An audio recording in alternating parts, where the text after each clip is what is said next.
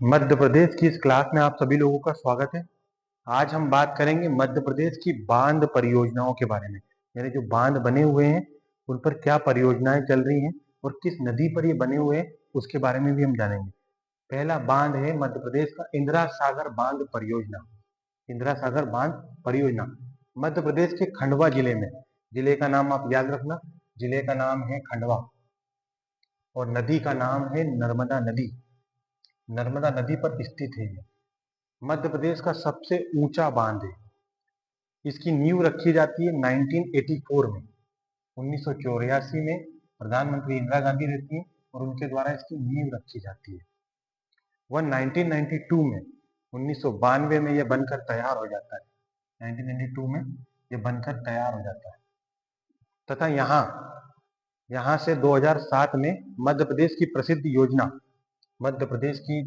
प्रसिद्ध योजना 2007 में जलजीव का प्रारंभ किया जाता है। इस बांध को पुनासा बांध के नाम से भी जाना जाता है। इस बांध का नाम क्या है? पुनासा डैम या पुनासा बांध के नाम से भी जाना जाता है। इसकी जल विद्युत क्षमता है 1000 मेगावाट। इसकी जल विद्युत क्षमता क्या है? 1000 मेगावाट इसकी जल विद्युत क्षमता है। दूसरा बांध है सरदार सरोवर बांध। इसका उद्घाटन जवाहरलाल नेहरू करते हैं। सरदार सरोवर बांध और जवाहरलाल नेहरू इसका उद्घाटन करते हैं 1961 में। 1961 ईस्वी को किया गया। यह गुजरात के नर्मदा जिले यानी गुजरात का नर्मदा डिस्ट्रिक्ट है, नर्मदा जिला है के केवड़िया ग्राम में, गांव का नाम है केवड़िया में स्थित है और नर्मदा नदी पर ही है। नर्मदा नदी का सबसे बड़ा बांध है। नर्मदा जिला है और नर्मदा ही नदी है और नर्मदा नदी का सबसे बड़ा बांध है। इसकी ऊंचाई के विरोध में, इसकी ऊंचाई का विरोध करने लग गए थे लोग और इसकी ऊंचाई के विरोध में क्या होता है? मेघा पाटस्कर के द्वारा नर्मदा बचाओ आंदोलन की शुरुआत होती है। सीधे सीधे क्वेश्चन उठ के आएगा, नर्मदा बचाओ आंदोलन की शुरुआत किसने की थी? मेघा पाटस्कर ने की थी। और सीधे सीधे क्वेश्चन यहीं से बनेंगे एमपी सब इंस्पेक्टर एग्जाम में। सरदार सरोवर से लाभान्वित होने वाले जिले यानी लाभ किन किन राज्यों को होता है, जिलों को भी होता है। राज्यों में आता है गुजरात, मध्य प्रदेश, महाराष्ट्र व राजस्थान। इन राज्यों को सरदार सरोवर बांध से लाभ पहुंचता है, लाभ मिलता है। 2017 में राष्ट्र को समर्पित कर दिया गया था, यानी राष्ट्र को समर्पित है, यह राष्ट्र को दे दिया गया है। यानी कि कुल मिलाकर सरकार का आधिपत्य हो चुका है इस बांध के ऊपर 2017 में। गांधी सागर बांध तीसरा बांध है।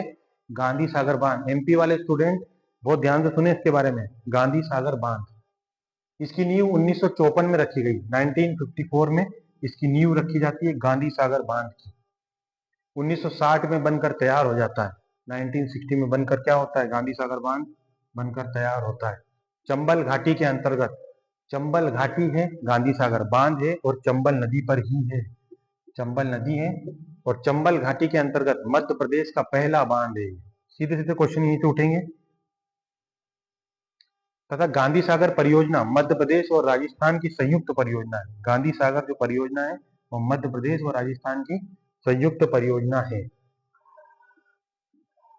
चंबल घाटी के अंतर्गत राणा सागर यानी कि राणा प्रताप सागर और जवाहर सागर परियोजना संचालित है। इसी चंबल नदी के अंतर्गत आती हैं ये दोनों परियोजनाएं। राणा सागर बांध गांधी सागर से 48 किलोमीटर दूर, यानी राणा सागर जो बांध है गांधी सागर बांध से 48 किलोमीटर दूर यानी आगे चित्तौड़गढ़ जिले में चूलिया जलप्रपात के समीप है। चूलिया जलप्रपात है और चित्तौड़ के समीप है। तथा जवाहर सागर के बारे में जानते हैं। जवाहर सागर कोटा के बोरावास यानी कोटा के बोरावास गांव में बना हुआ है। यहाँ जल विद्युत केंद्र भी बनाया गया है जिसकी क्षमता है 99 मेगावाट, 99 मेगावाट इसकी जल विद्युत क्षमता। यानी कि गांधी सागर बांध जो है जो चंबल नदी पर है उसमें 3 बांध और बने हुए, तो खुद गांधी सागर, दूसरा है राणा प्रताप सागर और तीसरा है जवाहर सागर। ये तीनों के तीनों बांध आप याद रखिएगा, ये तीनों के तीनों बांध चंबल नदी पर हैं। अगला बांध की बात करेंगे हम और बांध का नाम है बाण सागर बांध। बाण सागर बांध शहडोल के देवलोंद्र नामक स्थान पर है और सोन नदी पर बना है। कौन सी नदी पर बना है? सोन नदी पर बना हुआ है ये बाण सागर परियोजना। ठीक है, बाण सागर परियोजना बोल लो, बाण सागर बांध बोल लो, ये दोनों आपको जो बोलना है बोल लो। और ये सोन नदी पर बना हुआ है। बाण सागर मध्य प्रदेश, उत्तर प्रदेश और बिहार की संयुक्त परियोजना, यानी कि 3 स्टेट को लाभ पहुंचा रही है ये बाण सागर परियोजना। और ये किस नदी पर है? ये सोन नदी पर है, जिसमें लाभ मिल रहा है मध्य प्रदेश, उत्तर प्रदेश और बिहार। क्योंकि ये जो सोन नदी है, मैंने जब नदियां पढ़ाई थी, ये बिहार के पटना जिले में जाके गंगा में मिलती है, इसलिए तीनों स्टेट को इससे लाभ मिल जाता है बाण सागर परियोजना से। अगला बांध है ओमकारेश्वर परियोजना या ओमकारेश्वर बांध परियोजना। ओमकारेश्वर परियोजना खंडवा जिले में इंदिरा सागर परियोजना से 63 किलोमीटर दूर, है ना, अनुप्रभा मतलब होता है डाउन स्ट्रीम में स्थित है। ओमकारेश्वर परियोजना पर मध्य प्रदेश का पहला तैरता हुआ सोलर प्लांट प्रस्तावित है। यानी मध्य प्रदेश का पहला तैरता हुआ सोलर प्लांट कहां पर प्रस्तावित है? ये सीधे सीधे क्वेश्चन उठेगा ओमकारेश्वर परियोजना पर। अगला बांध है राजघाट परियोजना या राजघाट परियोजना बांध या रानी लक्ष्मीबाई परियोजना, दोनों ही इसके ही नाम है। यह मध्य प्रदेश व उत्तर प्रदेश की संयुक्त परियोजना है। मध्य प्रदेश और उत्तर प्रदेश की संयुक्त परियोजना है। यह मध्य प्रदेश के अशोकनगर जिला, मध्य प्रदेश का जो जिला है कहां से निकलता है ये? अशोकनगर, व उत्तर प्रदेश के ललितपुर जिले के समीप स्थित है। और यह बेतवा नदी पर बना हुआ है। यानी राजघाट परियोजना बोल लो आप या रानी लक्ष्मीबाई परियोजना, यह बेतवा नदी पर है। बेतवा नदी पर है। मध्य प्रदेश का जिला है इसमें अशोकनगर और उत्तर प्रदेश का जिला है ललितपुर, झांसी के आसपास। यानी कि ये इन दोनों जिलों को लाभ पहुंचाता है राजघाट परियोजना। अगली बात, अगला जो डैम है, अगला जो बांध है उसका नाम है अटल सागर बांध। यह बांध शिवपुरी जिले में स्थित है। अटल सागर बांध जो है शिवपुरी जिले में स्थित है। और ये किस नदी पर है? ये सिंध नदी पर है। शिवपुरी जिले के सिंध नदी पर स्थित है।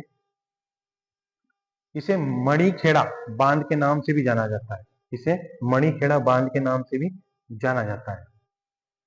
अगला बांध है अवंतीबाई परियोजना या बरगी बांध परियोजना। ये बहुत ही फेमस है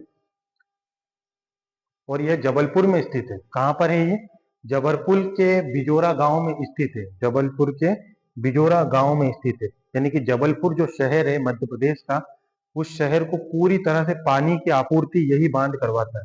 यानी पूरे शहर को पानी की जो आपूर्ति, यानी पानी की जो कमी होती है, ये यही बांध पूरी करता है। और मध्य प्रदेश का सबसे लंबा बांध है बरगी बांध। मध्य प्रदेश का सबसे लंबा बांध है बरगी बांध है। और यह नर्मदा नदी पर स्थित है। नर्मदा नदी पर यह स्थित है, क्योंकि जबलपुर शहर नर्मदा नदी पर स्थित है, इसलिए बांध भी नर्मदा नदी पर स्थित है। इसकी जल विद्युत क्षमता है 90 मेगावाट। यानी 90 मेगावाट इसकी जल विद्युत क्षमता है।